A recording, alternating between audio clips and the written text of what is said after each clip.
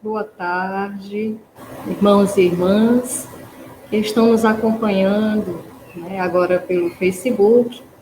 Você está aí nas redes sociais, né? Hoje nós temos um bate-papo todo diferente, né? Diferente da quarta-feira, em que nós fazemos as lives, né? Nós estamos hoje dentro do mês missionário, né? O mês todo dedicado aí à missão, né? Nós vamos ter um bate-papo diferente. Então, já convido você a deixar o seu recadinho, o seu oi aqui nos comentários, né? Fala de onde você está nos acompanhando, deixe também o seu comentário, né? A sua contribuição aqui conosco nessa live de hoje. Então, nós vamos já chamar o nosso convidado especial, né? Uma pessoa querida nossa da Nova Jerusalém. Então, já eu peço ele para estar conosco, né? Para conversarmos um pouco aí sobre a missão.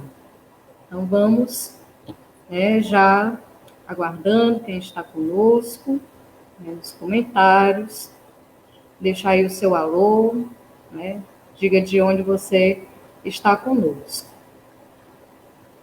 Então, vamos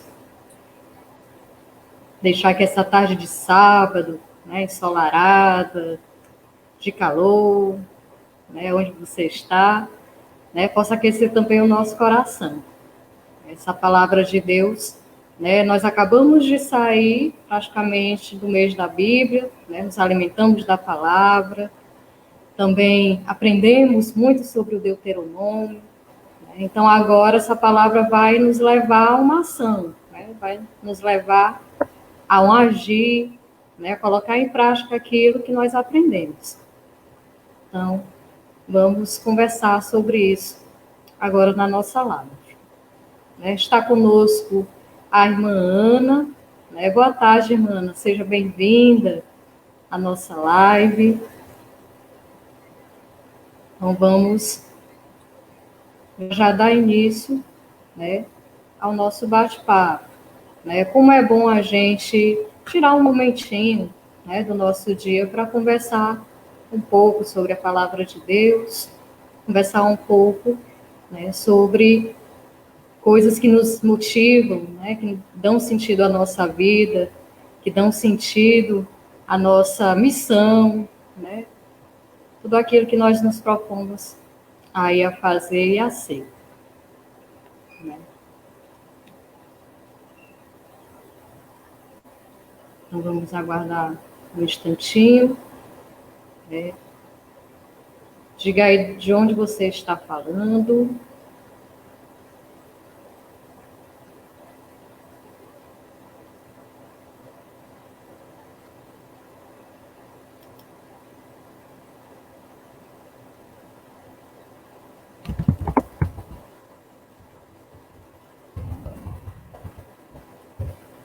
Quero também pedir a você que nos diga como está a transmissão, né? Se você nos escuta bem, está tendo algum ruído, né? É importante para a gente também ter esse feedback, né? Para que a gente possa melhorar.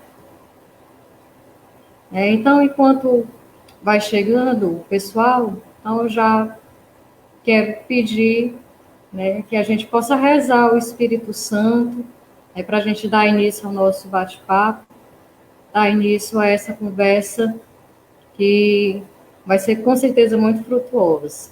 Né? Está também conosco a irmã Márcia, né, dizendo que a transmissão está boa, que bom, né, que está bem, então vamos continuar. Então, nós estamos reunidos em nome de Deus que é Pai, Filho e Espírito Santo. Amém. Vinde, Espírito Santo, enchei os corações dos vossos fiéis e acendei neles o fogo do vosso amor. Enviai, Senhor, o vosso Santo Espírito, e tudo será criado, e renovareis a face da terra. Oremos, ó Deus, que instruíste os corações dos vossos fiéis com a luz do Espírito Santo. Fazei que apreciemos retamente todas as coisas, segundo o mesmo Espírito, e gozemos sempre de suas consolações por Cristo, Senhor nosso. Amém. Então, vamos pedir, né, esse Espírito que nos conduz, para que a gente abra o nosso coração, né, para essa palavra de missão que nós vamos ter agora. Então, eu vou convidar o nosso convidado de hoje, né, vou chamar aqui uma pessoa especial para nós, que é o Marco Antônio.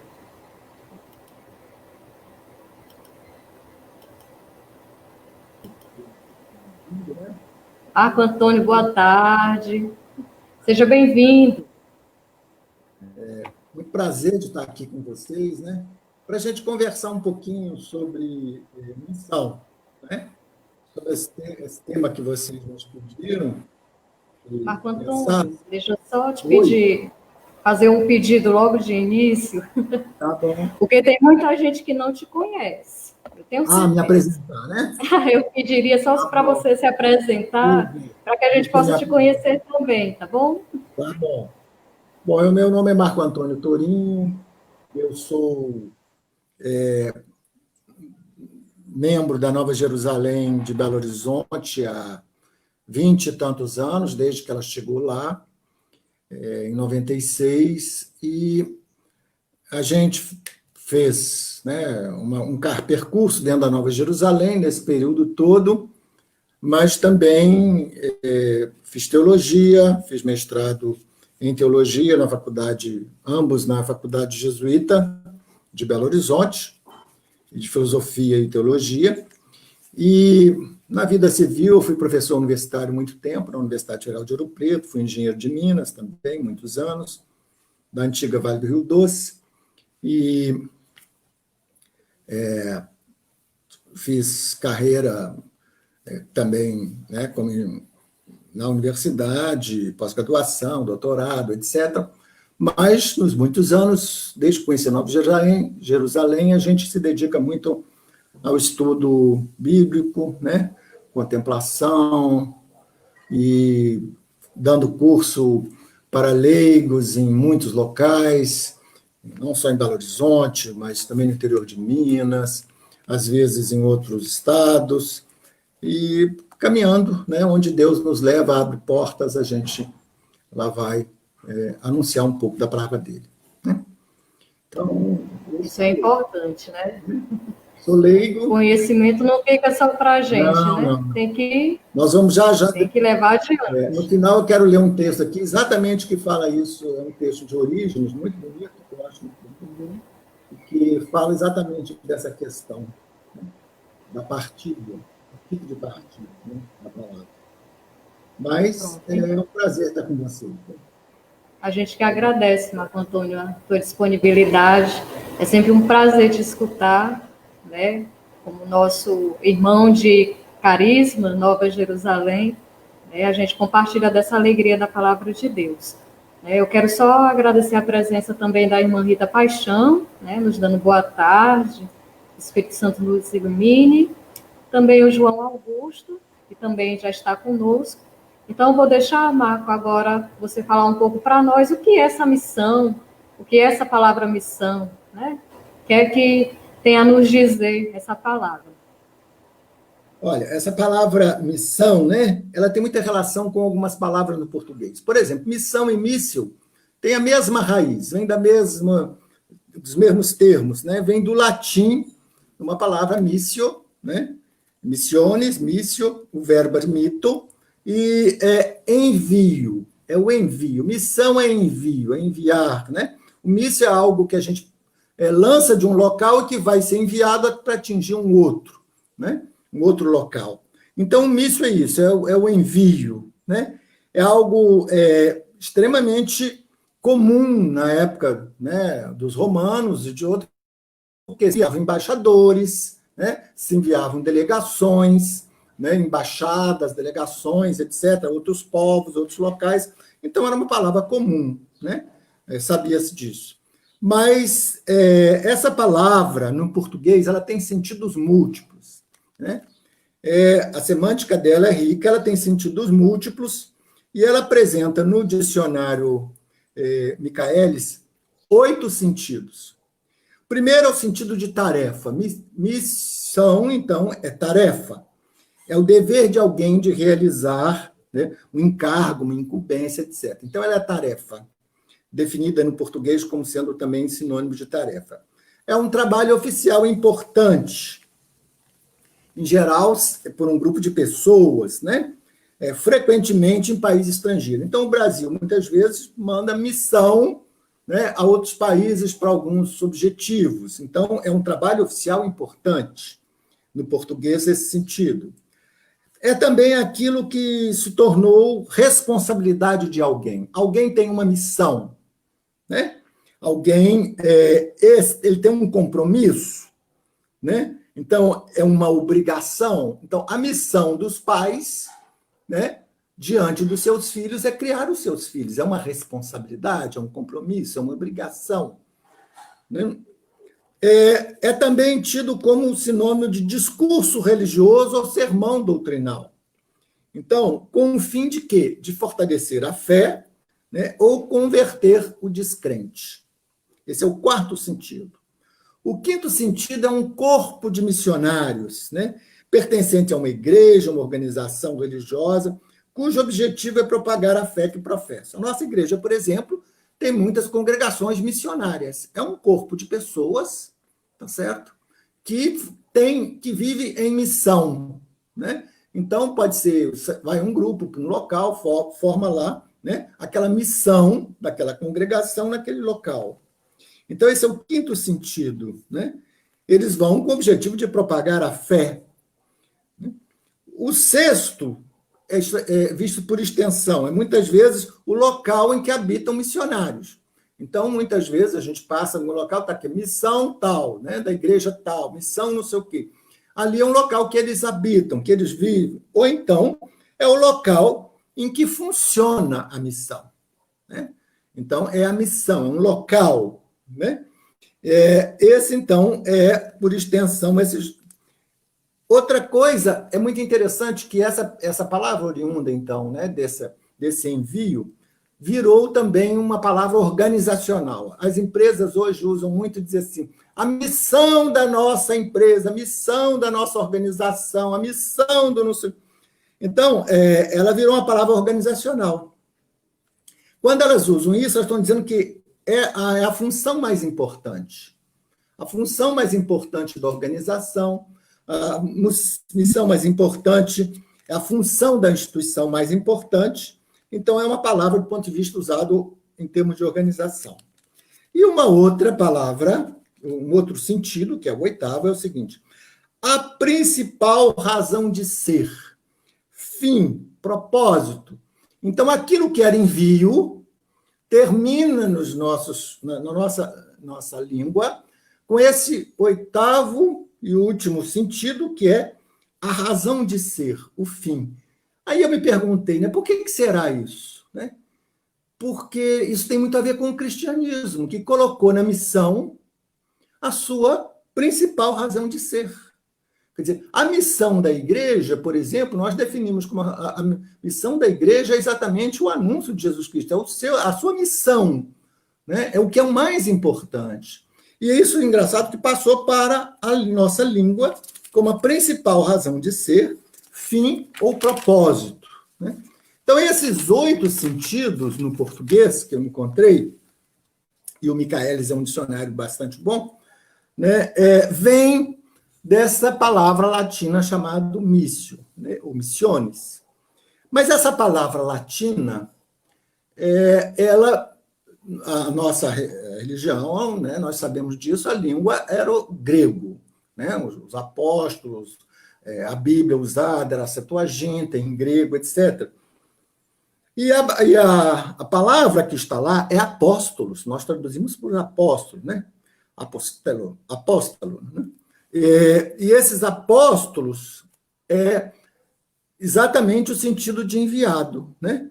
O apóstolo é o que é enviado.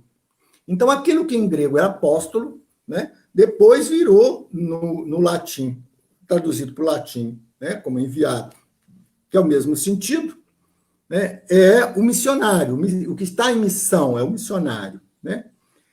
Ora, quem é enviado? Só é enviado quem é enviado por alguém. Alguém o enviou. Né? Eu não vou... aquela questão também, só te interrompendo. Pode interromper. Aquela confusão que a gente faz de discípulo e apóstolo. Sim. Né? A irmã até estava tocando nesse assunto na quarta-feira na live, né, com relação ao Evangelho de Mateus, que Jesus tinha os discípulos, tinha os apóstolos e a multidão. Né? Então, às vezes a gente ainda tem essa confusão na cabeça da gente, né? E quem é que é enviado? Né? Só são os discípulos? Só são os apóstolos? Né? Então, essas nomenclaturas, elas às vezes confundem um pouco a cabeça da gente. Mas eu acho que todos, né? Como você falava aí da missão, vários sentidos. Né? Eu acho que aparecem esses 3 personagens, né, no Evangelho, e são personagens importantes, porque a multidão está sempre ali junto de Cristo, mas sempre interessada, né? Ela está sempre buscando, a multidão que vai buscar os milagres, né? Que vai buscar Jesus, me cura, me toca, me faz isso, aquilo. Né? Ela ainda não passou por um processo. Né? Ela está querendo sinais, a busca de sinais. Né? O discípulo é aquele que já tem uma relação com Jesus totalmente diferente. Né? Porque ele já não está ali à busca de sinais. Ele está ali à busca do ensinamento de Jesus. O que Jesus está ensinando, né? E essa é uma dimensão que eu vou ressaltar daqui a pouco, esse do ensino. E o apóstolo, eles não se chamam assim, é Jesus quem vai chamá-lo. E eu vou mostrar isso agora nos textos. Né? Ora, quem é enviado por alguém. Né? Alguém me enviou. Eu não sou enviado de mim mesmo. Né? Eu não fui enviado por mim mesmo. Não, eu sou enviado a algum lugar por alguém que me enviou. Né? Então, já tem essa primeira nuance da palavra. Só é enviado quem é enviado por alguém, por uma instituição, né? Por uma pessoa, né? Por uma igreja. Né? Paulo, por exemplo, apesar de dizer que não querer muitas vezes dizer, eu sou missionário, né? Mas missionário por mim mesmo. Não, Paulo tem uma relação profunda e a primeira missão dele é oriunda de uma igreja que o envia, que é a igreja de Antioquia. Então, essa relação, né, da palavra com outro, há uma relação entre o enviado e quem o enviou. Há uma relação, a palavra já estabelece uma relação entre o enviado e quem o enviou. Né? Bom, e aí, né, essa palavra é muito usada, como eu falei, para a questão de embaixador, delegado, né? Vou mandar uma delegação daqui de tal lugar. Né? Eles são enviados, né? São mísseis, né? Estão em missões. Em Lucas 6,13, no episódio da eleição dos 12, aparece o seguinte texto. Ao amanhecer, chamou os discípulos e escolheu 12 entre eles. Então, dos discípulos, ele tirou um grupo especial. Então, há a multidão, há os discípulos e os 12, que é um grupo especial. Entre eles, então, dos discípulos, ele tirou 12, aos quais também o chamou de apóstolos. Então, esse nome apóstolos tem relação com esse envio, né? Com esse enviar, é usado por Jesus. Ele é quem chama os seus discípulos de apóstolos. Esses escolhidos, esses que vão ser enviados. Né? Então, o termo aparece em mais 4 passagens de Lucas. Lucas é o que mais usa esse termo apóstolos. Né? Aparece em 9:1, 9:10, 9:1 não, 9:10, 17:5, 22:14 e 24:10.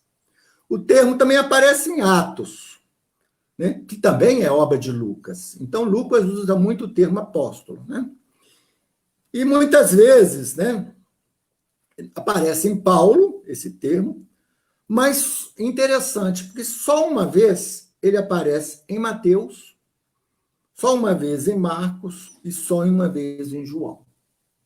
Ora, se Lucas tem muita relação com Paulo, se foi muito ligado à comunidade paulina, né, ele em Atos ele fala que viajaram juntos, etc. Até se justifica que Paulo usasse muito o termo apóstolo, né? Ou que ele tenha aprendido a usar muito esse termo a partir do Então, próprio Marco, a gente pode até assim, arriscar dizer que o Evangelho de Lucas é um evangelho missionário. Está muito aqui na questão do envio, né? Quem diz isso, de ser o apóstolo, de ser missionário, né? É o cardeal o cardeal Martini. Ele dizia dos evangelhos sinóticos o seguinte: bom, o Marcos é para a primeira descoberta de Jesus, quem é Jesus. O Mateus, né, é para fazer o discipulado, e Lucas é para a missão. E aí ele tinha a seguinte visão: o Evangelho de João é para depois da missão, para as questões que ainda permanecem em nós. Essa visão do cardeal Martini, que é uma pessoa assim que eu sempre tive muita admiração e gosto muito e que tinha muito amor à palavra, né? É o único bispo que eu conheço que dedicava um dia por semana para ir para a sua catedral para pregar, para ensinar a palavra de Deus, né? Não celebrar a missa, mas ensinar. E a catedral de Milão ficava lotada e cheia de jovens, né? Que toda quinta-feira iam para lá para assistir a pregação dele, né? O ensino dele sobre a palavra de Deus. Então, esse sentido que você falou bate exatamente com o que fala o cardeal Martini, né? E ele usa muito esse do apóstolo, que é o envio, né? O enviado, né? Ele é o que mais usa. Em Mateus, uma vez, em Marcos e em João, uma vez. Bom, daí vemos que o termo foi usado por Lucas no episódio do chamado dos 12. Então, Jesus já chama com um objetivo claro, ao denominá-los de apóstolos, de enviados. Já chama com um objetivo muito claro, né? E isso mostra, né? Foram chamados para serem enviados, apóstolos, a todos os lugares, né? Em Marcos, esse envio também está claro. Em Marcos 3, 13 e 14, tem o seguinte termo: Jesus subiu a montanha e chamou os que ele mesmo quis, e foram até ele. Então, constituiu 12 para estarem com ele e para enviá-los a anunciar. Então, os 12 são o quê? São apóstolos, foram enviados a anunciar, né? Ora, né? Se for enviado a anunciar, a gente logo pode fazer uma outra pergunta. Anunciar o quê? O que a gente vai anunciar? Né? Se Jesus já chama com esse objetivo de anúncio, né? Então, a gente já vê aqui que esse envio ele tem etapas. Tem o chamado, que é a escolha de Jesus, tem um aprendizado com Jesus, estar com ele, estudo, ouvir o seu ensinamento, etc., e o envio, que é a missão. Então, tem 3 etapas, já determinadas pela própria forma como ele falou aqui, né? Como os textos nos falaram. Bom, em resumo, então, a missão vem do latim, missio, enviar, né, envio, mas é a tradução de enviar do grego, apostello, que foi nome escolhido pelo próprio Jesus para designar o que ele escolheu como 12, para estar junto dele e depois enviá-los. Então, essa missão já é a origem do grupo de Jesus. Jesus já faz esse objetivo do envio, né? Foi o próprio Jesus que deu origem também. Tem um comentário aqui da Simone Teresa, nossa aspirante, e ela diz que nunca tinha percebido esse direcionamento nos evangelhos, que a gente acabou de falar, né? Como você colocou. Então, ela está aqui admirada. Esse direcionamento não é meu, né? Isso é uma observação do cardeal Martini, que foi colocado. E ela, né, colocou bem que nunca tinha percebido isso. O Marcos, né, a pergunta que está sempre nele é quem é Jesus. Então, é um primeiro conhecimento, né? Isso, quando a gente estuda Marcos, a gente fala isso, né? Mas os outros, O Mateus, o evangelho que é mais catequético, né? Que é fazer o discipulado, a catequese é para fazer o discipulado, né? Isso também a igreja usa.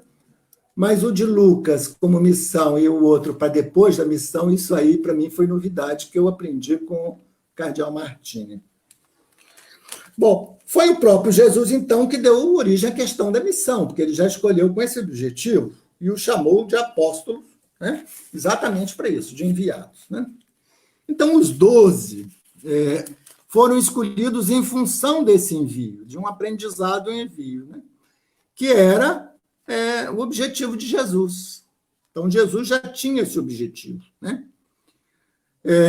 Mas aquilo que Jesus escolheu com esse objetivo, no final de alguns evangelhos, se transforma em mandato. Então, uma coisa é eu escolher, outra depois, né, eu transformar isso num mandato. Né? Bom, mas o primeiro enviado foi o próprio Jesus. Ele usa essa palavra, né? Ele usa essa palavra, né? Por exemplo, em João, né, 4:34, ele diz o seguinte: o meu alimento é fazer a vontade daquele que me enviou. Então, ele já se considerava um enviado. Né? E levar a termo sua obra. Então, nós vemos aqui que é o seguinte, ele aplica a si mesmo a questão de que foi enviado e que tinha uma obra. Ora, e nós podemos fazer comparação isso também com os missionários, com a missão. Né? A missão é um envio para uma certa obra. Né? E qual a obra que Jesus vai falar pela qual ele foi enviado? Né? Nós vamos ver que outros textos falam também sobre isso. Em João 6:38 e 39, nós temos o seguinte: porque eu desci do céu não para fazer minha vontade, mas a vontade daquele que me enviou. Então, Jesus se coloca como também um enviado. E continua: esta é a vontade daquele que me enviou, que eu não perca nenhum daqueles que ele me deu, mas o ressuscite no último dia. Então, nesse texto, Jesus se reconhece como enviado, né? Ele fala, porque eu desci do céu, não para fazer minha vontade, mas daquele que me enviou, e a vontade do que me enviou, qual é? É que ressuscite no último dia, isto é, a salvação. O envio de Jesus está relacionado com a salvação. Ora, então, a obra também lá do missionário está relacionado com essa obra de Jesus, que é a obra da salvação. Então, a missão não pode ser senão o anúncio dessa salvação de Jesus Cristo. Então, essa salvação, né, que é o objetivo, que é a missão de Jesus e a salvação, e a missão dos missionários, nada mais é do que esse anúncio de Jesus Cristo ou da salvação de Jesus Cristo, que é a obra de Jesus, que é o seu reino. Bom, em João 3:16, 17, esse é um texto muito conhecido e muito falado, né, muito citado. De tal modo, Deus amou o mundo, que deu o seu Filho unigênito, para que todo aquele que nele crer não pereça, e tenha a vida eterna. Mas tenha a vida eterna. Pois Deus enviou, aí outra vez a questão do enviado, seu Filho ao mundo, não para condenar o mundo, mas para que o mundo seja salvo por meio dele. Então, aqui está falado, por que Deus enviou? Jesus falou, eu sou enviado para fazer a vontade do que me enviou. Mas aqui está a razão pelo qual ele foi enviado. Quer dizer, o amor de Deus ao mundo é que fez ele enviar o seu Filho. E qual o objetivo desse envio? Né? Para que aquele que crê não pereça, mas tenha a vida eterna, que é a salvação. Né? Jesus não veio para condenar, mas e sim para trazer esse anúncio da salvação. Né? Quem é Deus e qual é esse anúncio da salvação, que era a sua missão. E aí, aqui nós estamos fazendo um paralelo, né, com a missão, com o uso do termo missão, né, o envio, esse termo envio, em Jesus. Agora, a missão dos discípulos, né? Essa missão dos discípulos é mandato. Não é uma... Ele escolhe e ele manda, né? Ele determina. Em Marcos 16, 15, lá no final do Evangelho de Marcos, tem então. Então disse-lhes, ide pelo mundo e proclamai o Evangelho a toda criatura. Então, aqui, a missão é ir ao mundo, então a missão é um envio para onde? Para o mundo, para fazer o quê? Proclamar o Evangelho a toda criatura, isto é, evangelizar. O Evangelho é a boa notícia. E qual é a boa notícia? Isso que a gente foi vendo aqui. Quer dizer, a vida eterna, a salvação, né, que Jesus trouxe, esse anúncio de quem é Deus, esse Deus que é Pai, que é uma coisa bem diferente, a insistência com que Jesus fala nisso, Pai misericordioso, etc. e tal, em relação à concepção que se tinha à época, né? Então, nós temos lá essa missão, então, é evangelizar a toda criatura, segundo Marcos 16, 15. Em Mateus 28, 19 e 20, nós temos, e depois, então, outra vez, né, o verbo, a imposição desse mandato, né, e depois, e fazer discípulos. Então, lá era proclamar o evangelho, aqui é fazer discípulos todos os povos, batizando-os em nome do Pai, do Filho e do Espírito Santo. E aí continua no versículo 20. Ensinai-os a observar tudo o que vos mandei. Eis que estou convosco todos os dias até o fim dos tempos. Então, aqui nós temos o seguinte, nós temos o mandato de ir, então, o envio, para quê? Para fazer discípulos em todos os povos, então, para todo lugar, não há escolhidos, todos os povos são iguais e são vistos como iguais, né? Fazendo o quê? Batizando, né? Então, mergulhando em água, né? Em nome do Pai, do Filho e do Espírito Santo, mas não se limita a isso.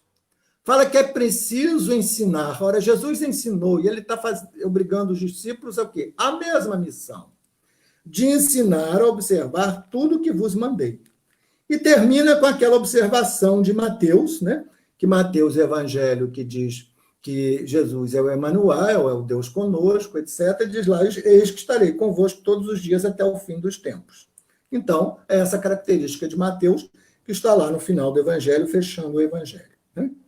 Então, esse mandato é para fazer discípulos, né? É para evangelizar, é para batizar, né?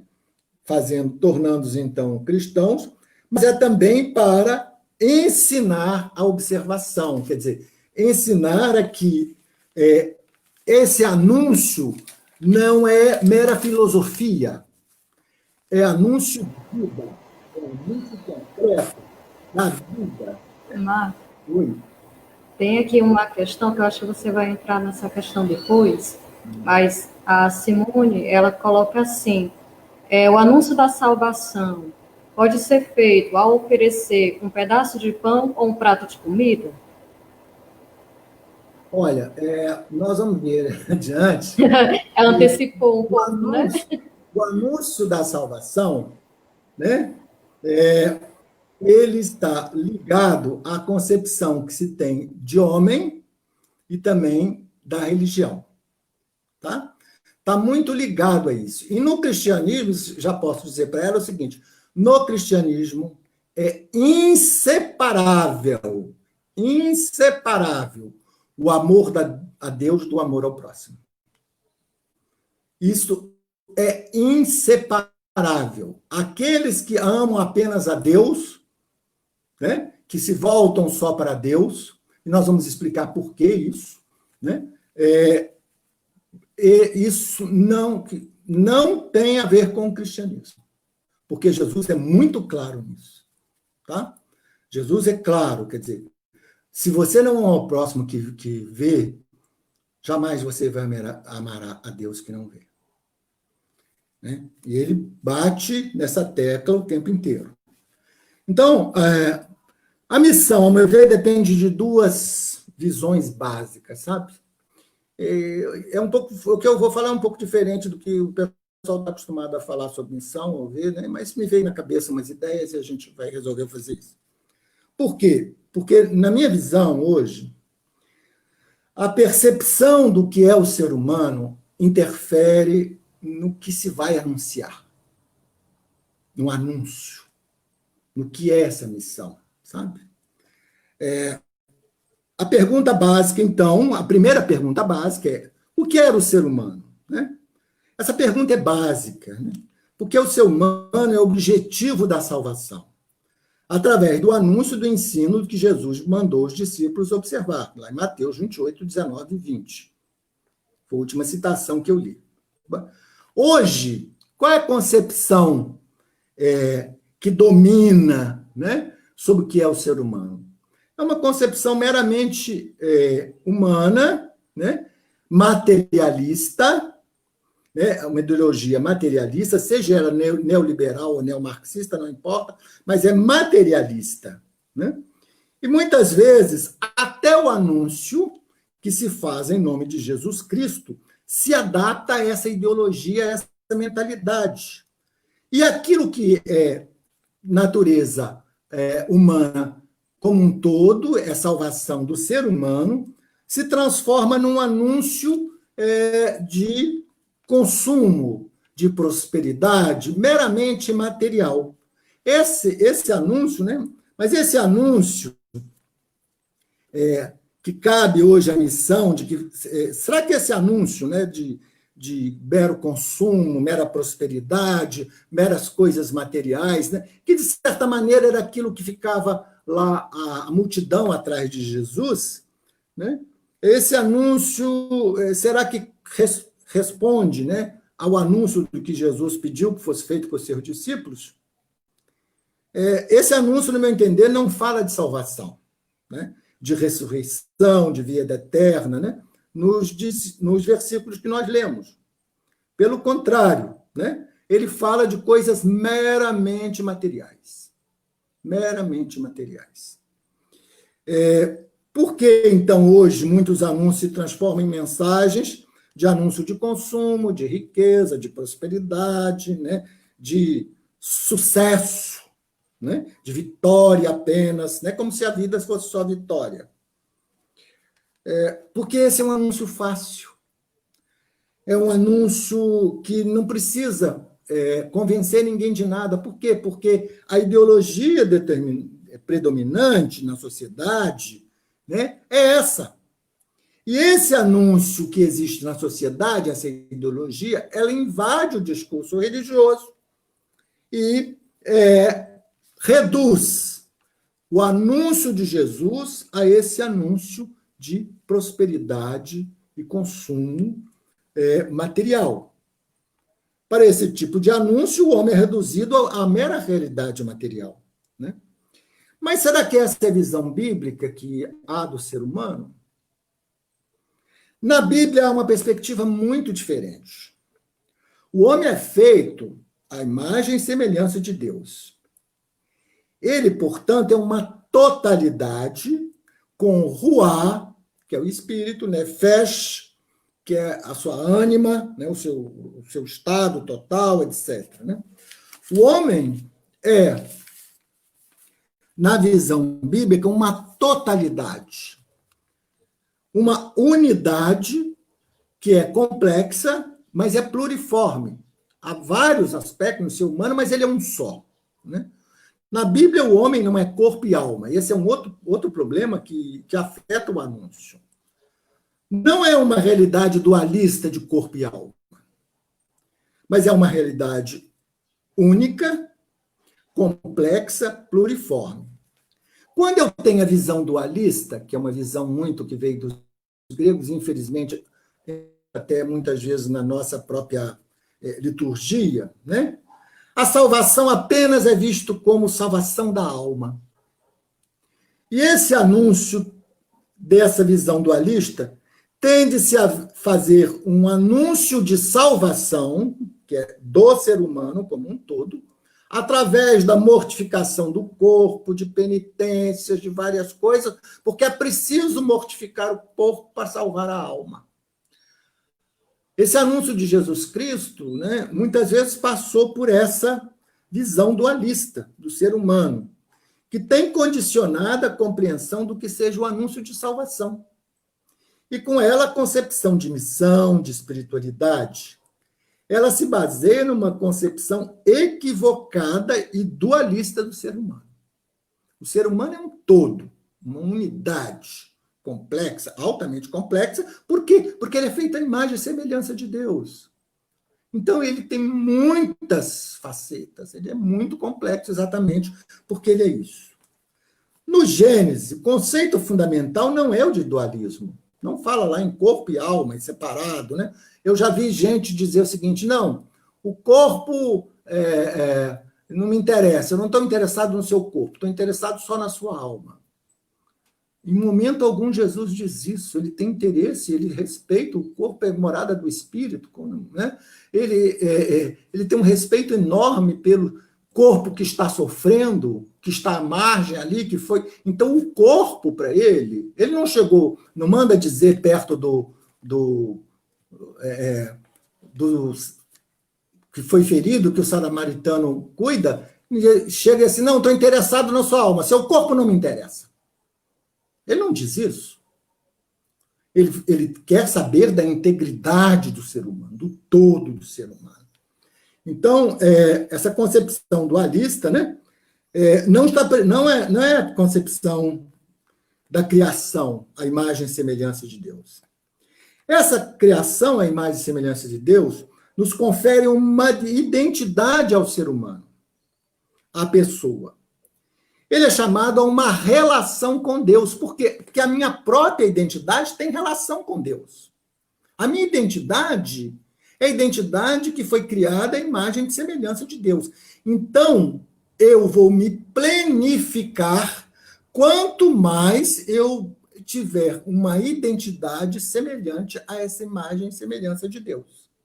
Então, pela própria definição, né, da concepção do que é o ser humano no Gênesis, né, que se faz a semelhança com o próprio Deus, isso me dá uma identidade. Isso é a identidade do ser humano. Né? Deus, então, sopra sobre o homem a sua ruá, né, o seu espírito, que lhe dá vida e também a identidade do que é o ser humano. Nós somos, né, esse simbolismo da ruá é exatamente isso que vem do fundo de Deus, do seu sopro. Né? Quando eu assopro, vem do fundo de dentro de mim, vem de dentro. E esse sopro que veio de dentro de Deus, nesse simbolismo, né, que vai me dar a vida, que vai me fazer identidade junto dele. Então, essa criação, imagem e semelhança, é uma visão muito complexa do ser humano, que traz lá no Gênesis, que não é uma visão simplista de dualismo, corpo e alma separado, não. O corpo né, todo o ser humano, o seu corpo, a sua psique, o seu espiritual, né, tudo que ele tem, recebeu esse sopro de Deus.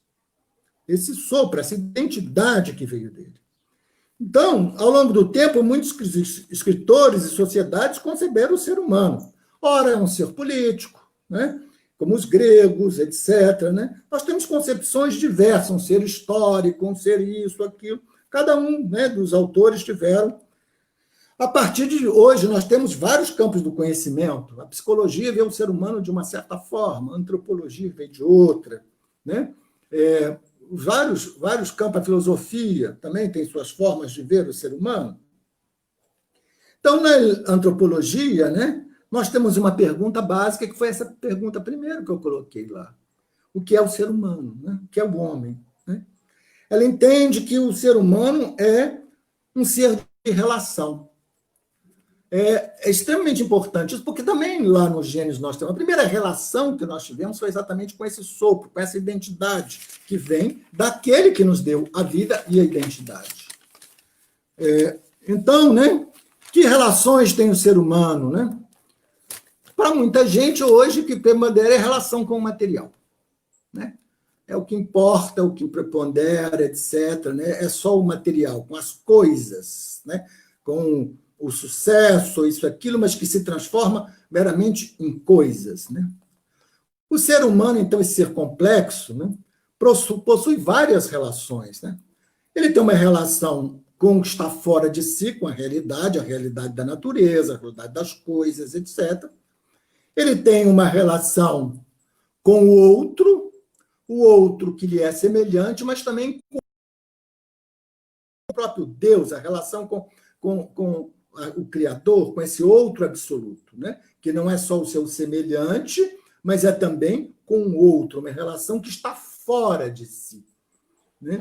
E ele tem uma relação consigo mesmo, com o seu íntimo, com a sua espiritualidade, com o seu interior. Né?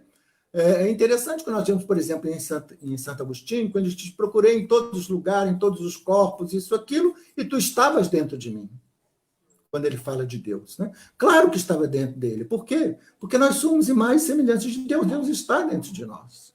E é o lugar, talvez, mais fácil de nós encontrarmos com Deus, é dentro de nós. É no nosso interior, é no nosso íntimo. Né? E aí Santo Agostinho faz essa descoberta maravilhosa num texto belíssimo, né? Que eu adoro, essa grande descoberta. Ele era um buscador, buscava, e aí ele, no final, disse, não, estava aqui, pertinho, dentro de mim, e eu não conseguia te ver. Que é um texto maravilhoso. Aconselho a quem nunca leu, leia As Confissões de Santo Agostinho, que é um livro maravilhoso. Né? Então, ele tem essa relação com o outro, com o absoluto, mas também tem essa relação dentro. Essa relação dentro, que é com ele mesmo, seu psiquismo, mas dentro de nós também nós temos a relação com o outro Deus, com o outro, mas está dentro de nós, com esse outro absoluto. Né? Outra questão, a segunda questão determinante, no meu entender, na questão da missão, é qual é a visão de Deus. As visões de Deus refletem no anúncio que eu vou fazer de Deus, com o anúncio que eu vou fazer do que seja a salvação de Deus. Então, e nós temos na própria Bíblia muitas visões de Deus, né? Mas Jesus tem a dele. Tem a dele, e para nós, que somos cristãos, as outras visões de Deus foram visões que ficaram ultrapassadas pelo que ele mostrou, que era esse Deus trino, e de outras características que ele vai falar de Deus. Então, frequentemente, a visão materialista hoje associa a visão de Deus a um portador de uma relação mercantilista.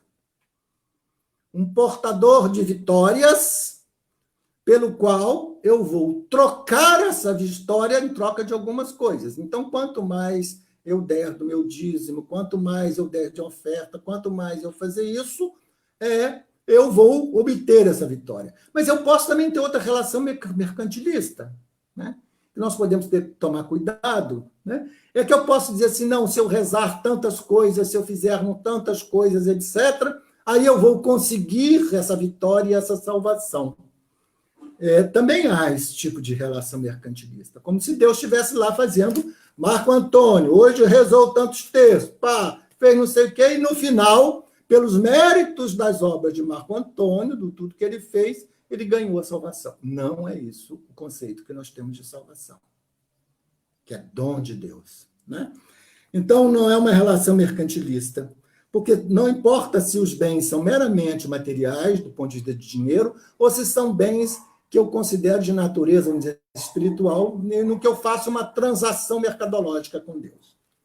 Outra visão de Deus é a do Deus terrível, né? A do Deus que não está retratado na visão de Jesus, mas que se inspira em parte das experiências do povo de Deus no seu muito antigamente, né? Nos seus primórdios, porque também a evolução da concepção de Deus no povo de Israel, isso foi evoluindo e foi se aproximando cada vez mais do Deus misericordioso, do Deus de amor, né? Então, para esse Deus terrível, é um Deus guerreiro, quase genocida, cuja principal característica é ser pouco ou nada misericordioso e muito violento. Nesse tipo de visão, a missão é anúncio de ameaça. Então, há uma relação, Deus já não é o portador da vitória que eu vou negociar, fazer um negocinho com ele, mas eu vou fazer Deus é o portador da ameaça. Deus está sempre com, né, não é um cajado, mas uma espada para me enfiar, seja no coração ou na minha cabeça. Então, é uma ameaça permanente de violência de Deus, né? Seja a violência da natureza, por exemplo, né? Tem gente que, quando basta ter um tsunami, quando houve o tsunami lá na Indonésia, não sei onde, o que eu vi de líderes religiosos, oh, isso é castigo de Deus, Deus está castigando, Deus está não sei o quê. É esse Deus terrível, esse Deus violento, esse Deus guerreiro, né? Javé de Sebaó, né? E que é esse Deus terrível, né? Que nos ameaça sempre com fome, peste, seca, tsunamis, terremotos, vulcões, tudo, enchente, tudo da natureza. E de um castigo pessoal, né? Com ênfase nas ameaças do inferno, do fogo do inferno. Então, hoje nós temos muito, isso é muito comum, né? Nós temos religiões, nós temos denominações, etc., cujo grande anúncio fala-se muito mais em demônios, né? No encardido, em coisa ruim, não sei o quê, do que no próprio nome de Deus, de um Deus que é amor, mas que ali não aparece, porque ali só aparece ameaça de morte e de castigo. Deus pode aparecer em outros lugares, mas ali quem aparece é o demônio que se manifesta ou é o castigo de Deus, né? Bom, e por último, a visão de Jesus, né? Qual é a visão de Deus que Jesus dá? Jesus nos traz que Deus é Pai. Na oração que ele vai ensinar, ele fala que é Pai. Ora, o que é Pai? Pai só é pai quando há filho. Ninguém é pai sem filho. Só há pai quando há filho. Quando há o quê? Uma relação de paternidade, uma relação filial. A relação entre Jesus e seu pai, né? Ele o transforma para nós. Exatamente porque nós somos a imagem e semelhança de Deus, ele nos transfere para nós. E nos manda, na oração que ele nos ensina, chamar de Pai Nosso.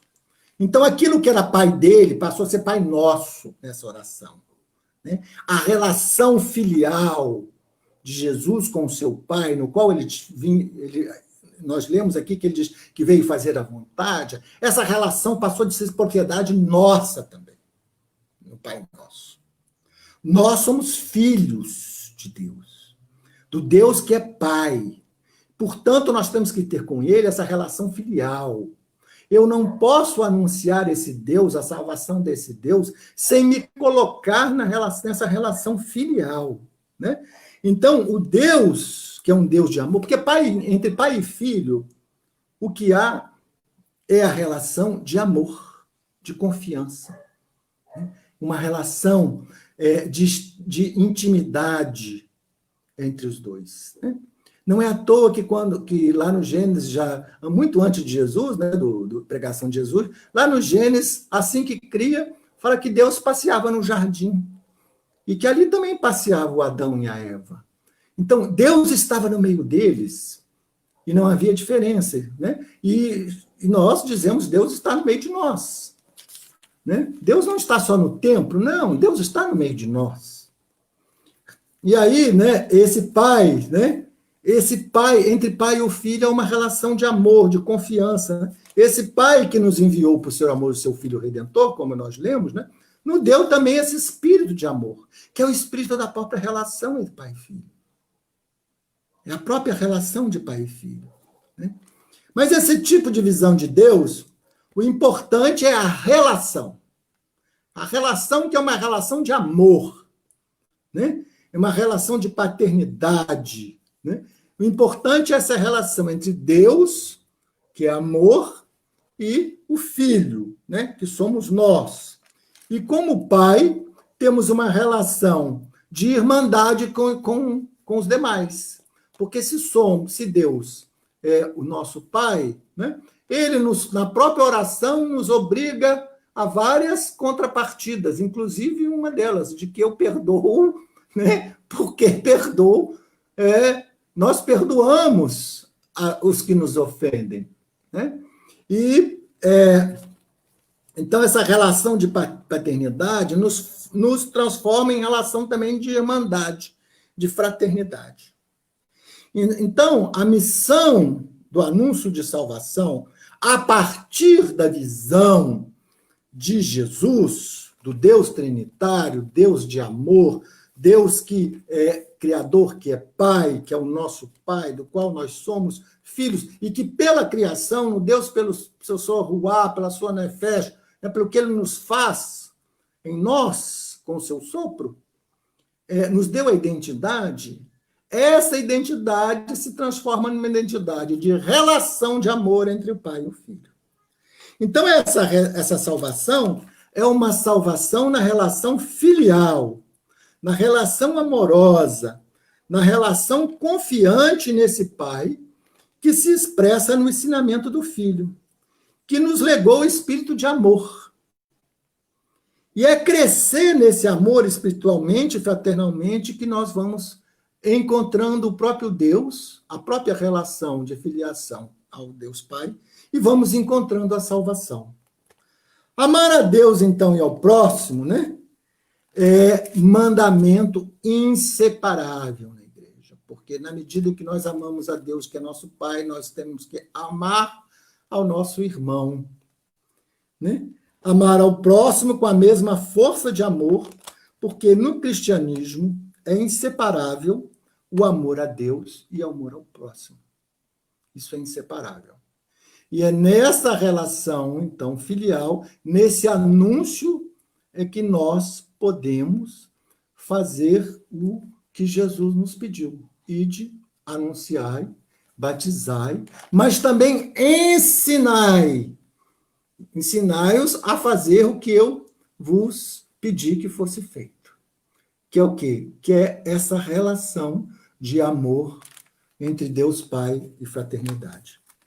Eu tinha selecionado aqui, mas eu não sei, já tem muito tempo, eu já perdi no sonho, viu? Eu já ia te falar, nós estamos já no finalzinho. Eu deixei você concluir. Então, é tão bom te escutar. Eu só queria...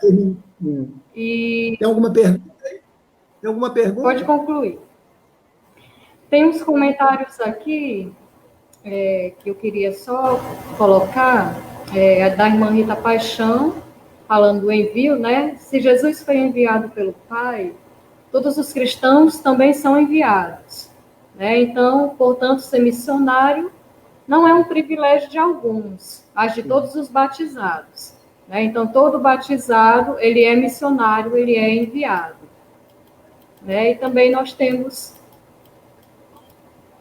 aqui a Juliana Pérez, coloca assim: o templo pode ser um lugar onde Deus não está? Olha, eu acho que há alguns templos que Deus, sinceramente, Jesus não gostaria de entrar. Eu acho que pode ser. Deus está em todo lugar, né? Nós podemos até nos lugares mais terríveis do espaço, ele também está lá, mesmo que seja aquele que diz assim, talvez ele não frequentasse, né? Mas eles, talvez, né? Mas ele está em todo lugar, Deus é onipresente, né? A gente sabe disso. Porque também as pessoas estão ali, mesmo aquelas pessoas, a identidade de Deus.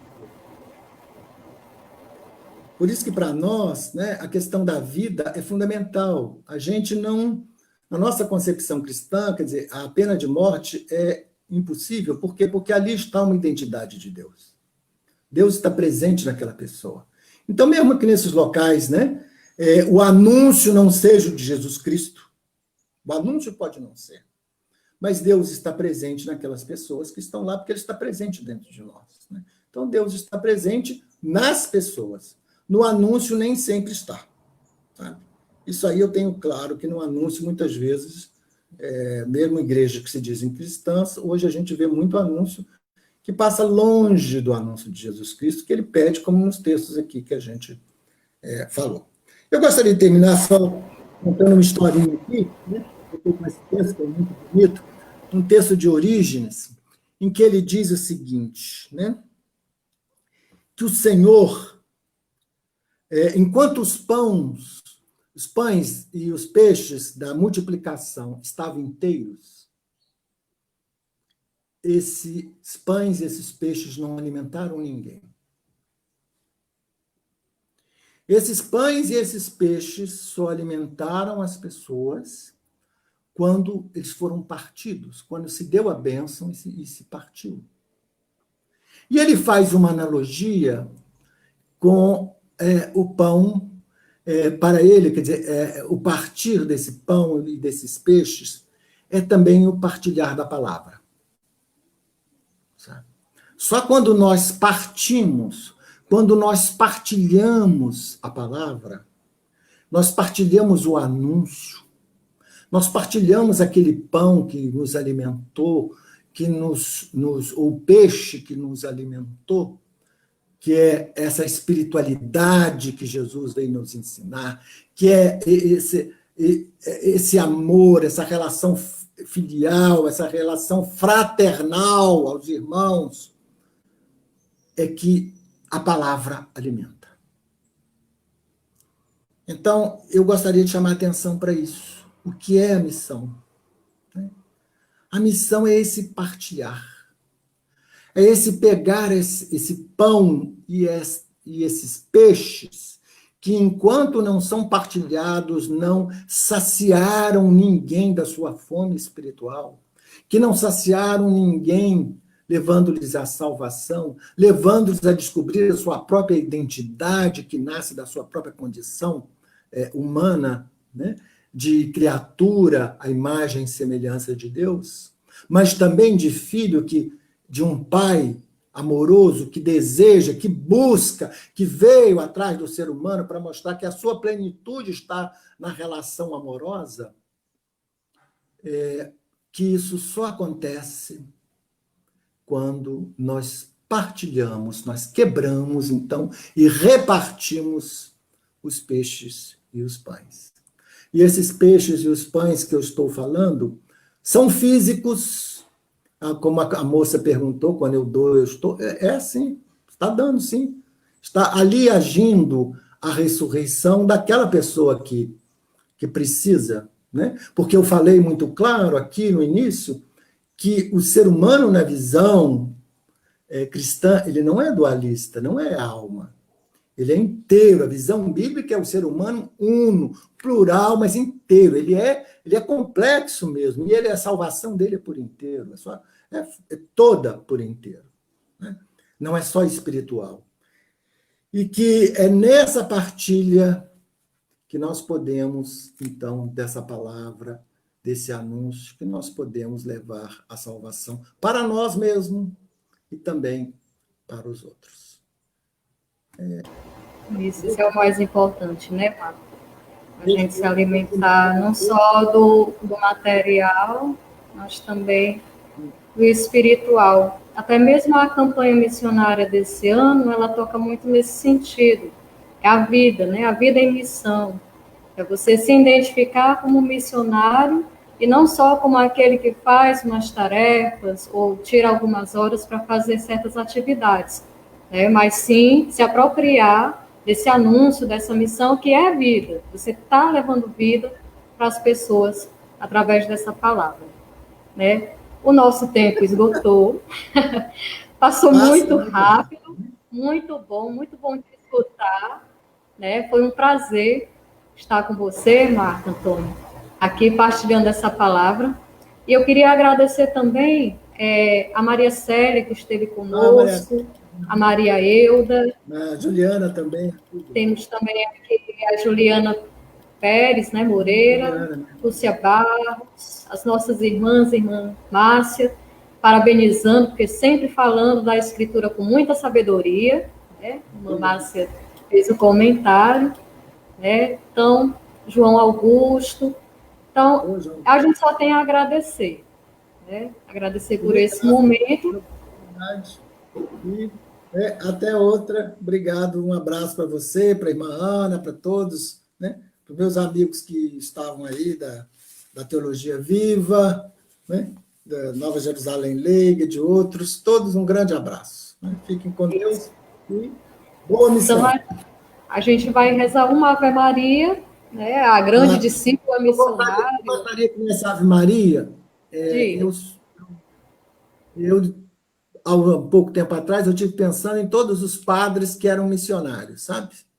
na minha vida. E eu descobri que na minha cidade, eu fui fazendo a relação, na minha cidade, até muito pouco tempo, até uns 20, 30 anos atrás, nós só recebíamos padres estrangeiros.